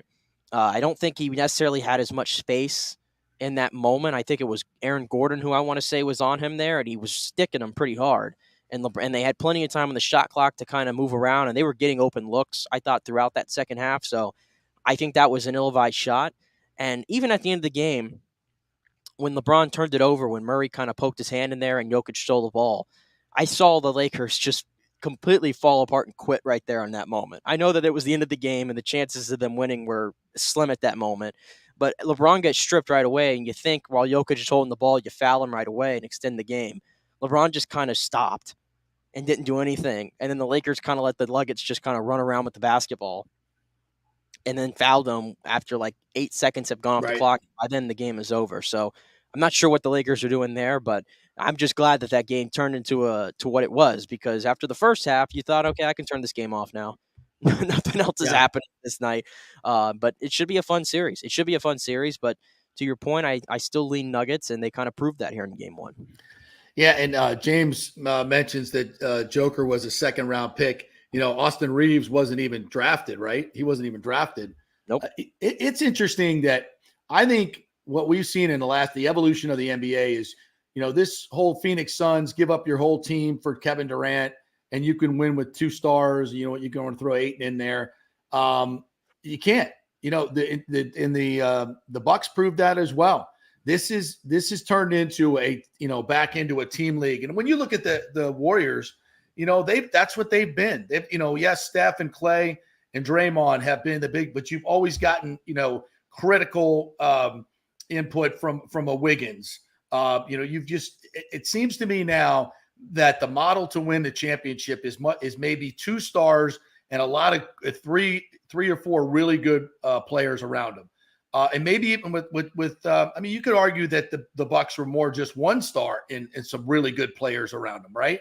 So which I like, by the way. I think it's better for basketball. It's better for watching. And that's what the Nuggets are, right? They're 1 star and a bunch of, you know, 4 or 5 really good players. As you said, they go 8 deep, and any one of those guys can get you 15, 20 a night. And that's what you need. That's good basketball. All 4 teams that are left, I think, are kind of the same model. Yeah. To be honest. I mean, you have LeBron and AD, and I don't consider D'Angelo Russell a star necessarily anymore. Really good player. He's a good point guard. He's a good point guard. He wasn't great last night by any means, but I think typically he's a good player. And then you have Reeves, Hachimura, Vanderbilt to kind of throw around them. The Nuggets we mentioned, the Celtics, it's Tatum. And they were terrible with just Westbrook with the Lakers, right? Exactly. You know, when you turn Westbrook into those 4 guys, and it totally changed your team. Yeah, and if you mentioned the Suns, I maintain that if the Suns wouldn't have done anything at the deadline, and they would have kept Michael Bridges, and they would have kept Cam Johnson. And Bridges, by the way, you saw it when he was with the Nets. He's capable of putting up 40 on any given night, clearly. So I think if the Suns might have kept what they had there, and they had more of depth, because that's what they sorely lacked, and it became just the Booker show, and if KD was going to show up or not, maybe the Suns, it would have turned out differently for them. I think they sorely misjudged, I think, where the league is going right now. Right. I don't think you can go through 4 rounds with 2 guys carrying you the whole way. I just don't think it's possible. I think there's too much talent in this league. You know, these guys are coming out of nowhere, you know, scoring 30, 40 points a game. And there's so much talent in the league. Guys just need opportunities. I really believe that. They just need opportunities. When, you know, Reeves is a perfect example of that. Joker's a perfect example of that. There's a lot of great players. and guys get slotted in and they get their shots and what have you. But to me, it's much more of a team game that's having success in the league. And I think that's good for the league. It makes it more, teams are more going towards the Warriors model and away from, the Brooklyn Nets model, which I think it obviously was a failed model, and the Sixers model. That doesn't work. Doesn't work. All right, we'll take another quick break. When we come back, we'll do a little Buccaneers stuff. They, interesting signing in the past couple of days, I think, that kind of went under the radar that I wanted to talk about. And there's a lot of chatter about the quarterback situation. I was texting with Sal Palantonio yesterday, and he had a couple of interesting takes. So we'll get to that when we come back. We're brought to you by the great folks at the Golden Diamond Source. And congratulations to Julie and Steve Weintraub. They were up at the White House in Washington, D.C. this past week, getting two great honors, national recognition for Julie's work with domestic violence victims, and the Golden Diamond Source as a small business leader in this country. So congratulations to them, and always a great place to shop, whether you're looking for that engagement ring, if you're looking for that special something for a birthday or a graduation gift. It's always the Golden Diamond Source. You're just looking to have some fun and go look at what they have. Go do it. They got great watches in there. Guys, if you want to take a look at some of their Rolex collection, check it out. It's the Golden Diamond Source, 3800 Overton Road, always online at thegoldendiamondsource.com. All right, back in 3. Where do you start? Which companies can you count on to pay out fast and fair? Well, call the great folks at Italiano Insurance. It's a family-owned business. Jeff and Nat Italiano are carrying on the 60-year-plus tradition of giving amazing customer service and giving back to the community through their annual backpack drive for needy students and their support of the local pediatric cancer patients. But it's the customer service that sets them apart.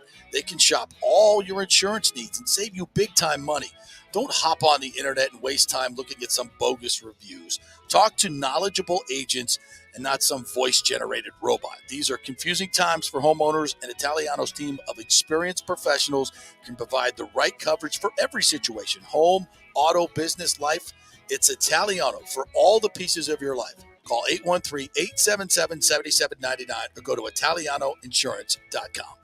Well, Fitz the mortgage guy did it again. A listener heard his ad, was going to another big bank, but called Scott Fitzgerald at American Mortgage Services of Tampa, and Fitz saved him $618 on his monthly payment. Are you kidding me? Folks, that's big money. Rates are going up, they're going down, they're going all over the place. Scott will shop your loan and save you lender fees and get the best rates. Email him, scott@amstampa.com, or call 813-294-7595. That's Fitz the mortgage guy. Lots of stuff going on right now, and these rates are going all over the place. You need somebody knowledgeable in the market that will work hard for you and get you the best deal. That's my man, Scott. He's done 3 loans for me, done thousands of loans for local folks here, works with a lot of the coaches and players in the area. He's the guy. 813-294-7595, or go to scott@amstampa.com.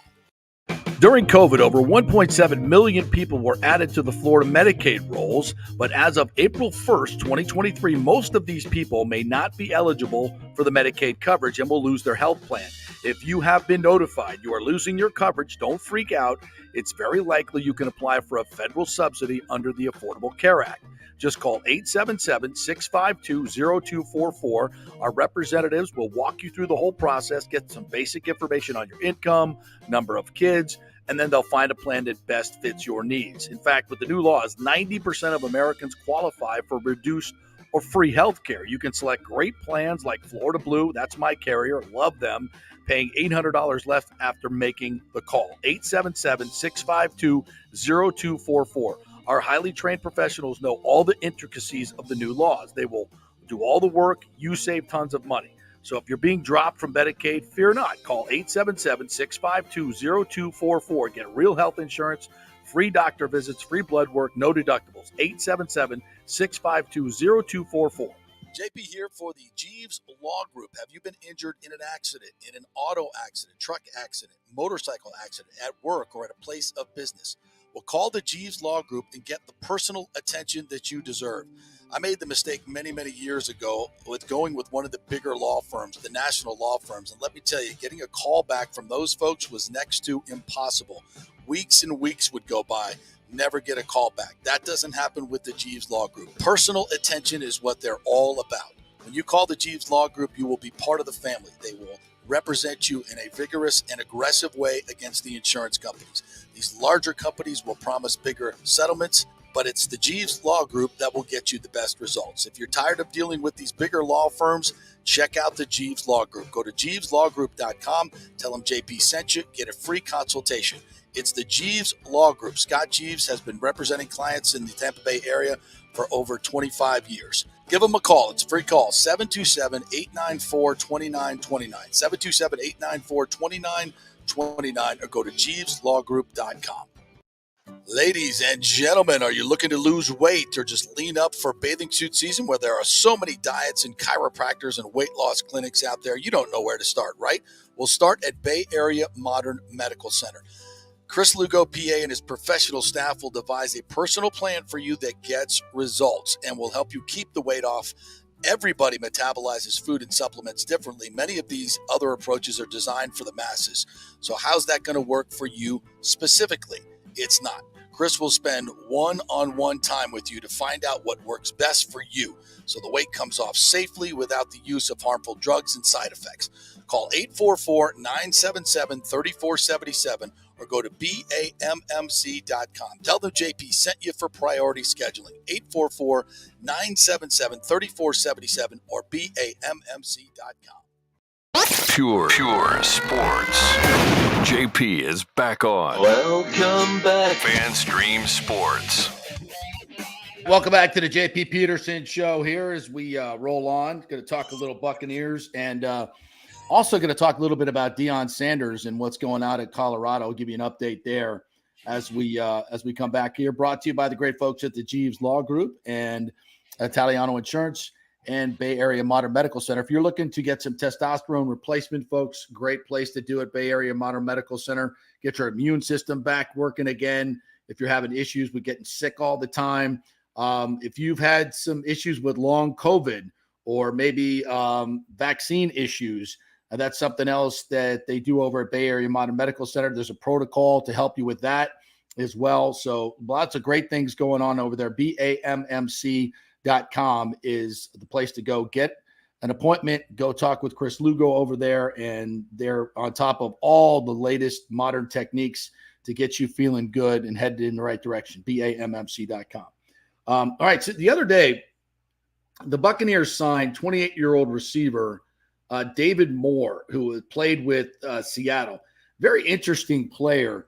Really good speed. I think he ran a 4.35 at the combine, but was a 7th-round pick for the Seahawks. Had a breakout year in 2018, had 26 receptions for 445 yards, 5 touchdowns. I mean, those aren't huge numbers, obviously. He was also utilized out of the backfield at 12 rushing attempts for 91 yards, according to the Pewter Report. As a punt returner, ran back kicks as well. So, I mean, not a super big game-changing player here. It's not a first-round pick, obviously, but I think a guy that gives you a little bit of insurance, a guy that also knows the system, and clearly,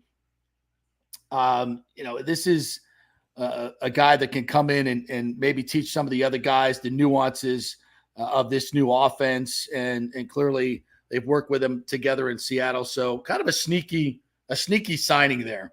6 foot, 215 pounds, 4'4", 40. So, and Brad Idzik is the Seahawks coordinator, receivers coach, work with him. And obviously Dave Canales, the new OC, worked with him as well. So kind of an interesting signing, and it's not going to reverberate too well, but I think he might be a guy that can help certainly on special teams. And that's another thing that we haven't really talked a whole lot about this draft. This draft is stocked full of guys that have played special teams, including Servassier Dennis. So that's something where the Bucs have not been good, and they need to be better. And hopefully, if you get more talent that's used to playing on special teams, you might be better.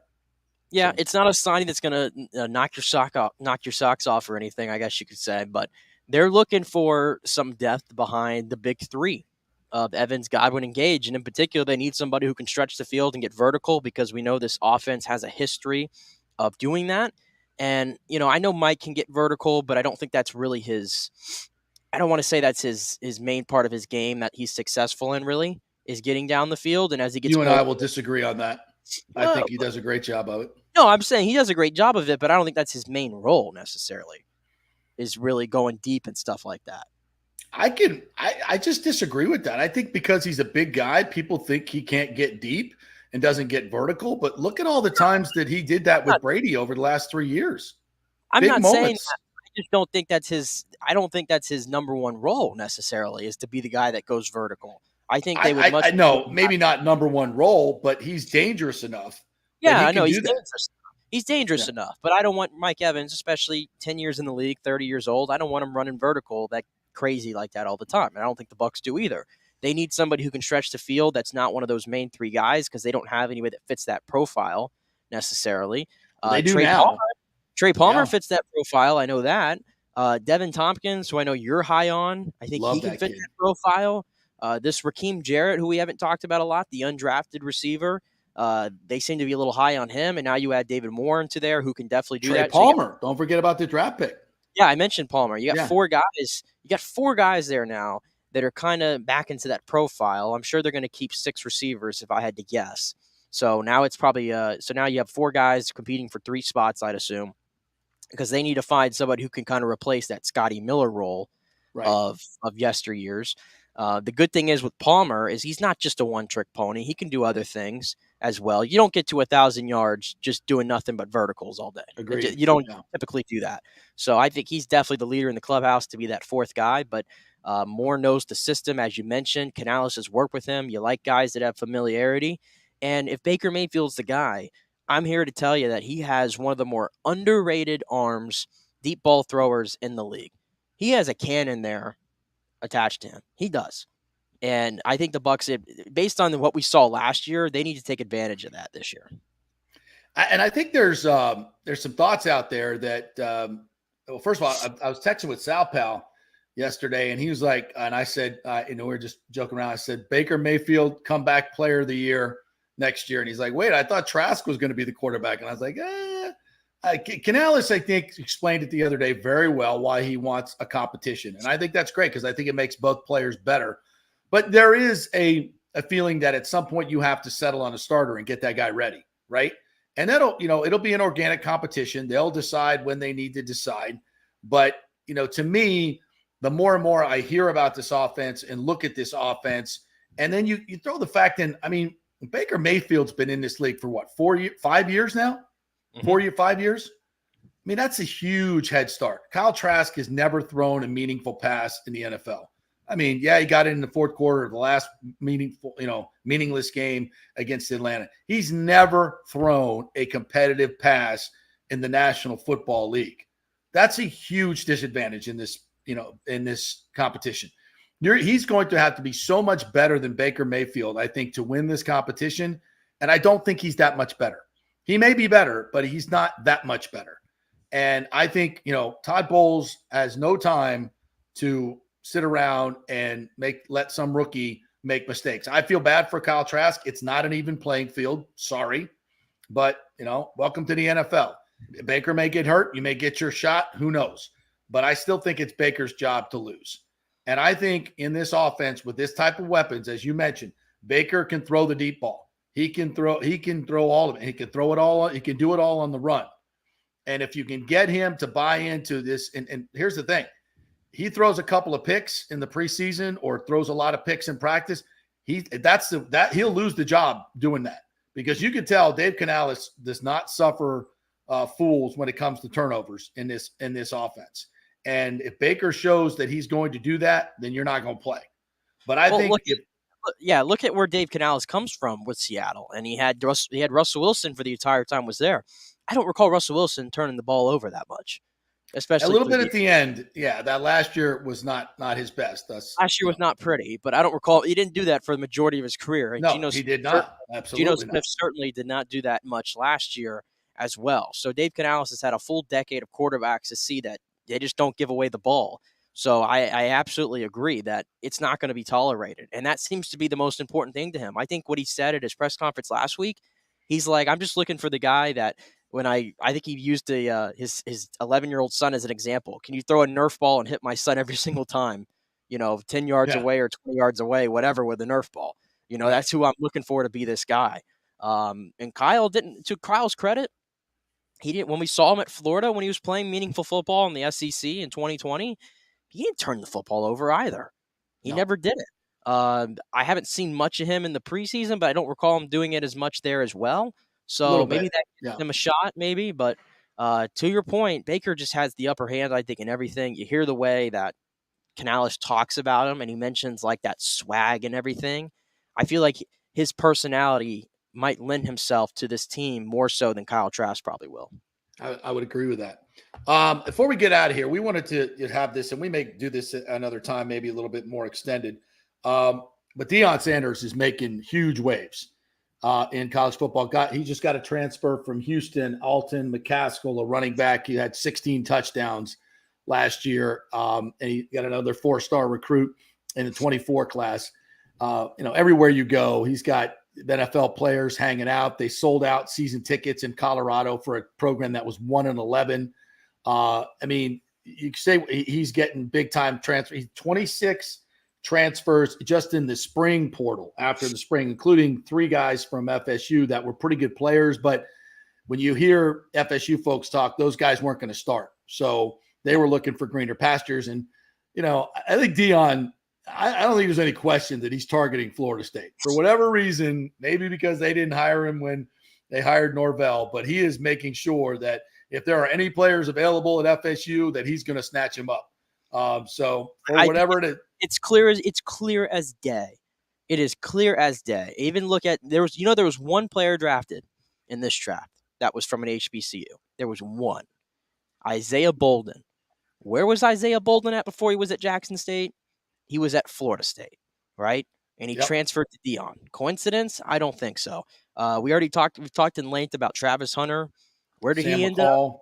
Sam McCall, Travis Hunter, even Kevin Campbell. If you remember, Kevin Campbell was a top 50 recruit that FSU was supposed to get. And just like Travis Hunter, he pulled a 180 and went to Jackson State. He could have picked any other players in the top 100 of that recruiting class, but he picked the 2 that were committed to Florida State. That's by design. And now he's taken 5 players from the portal who were from FSU.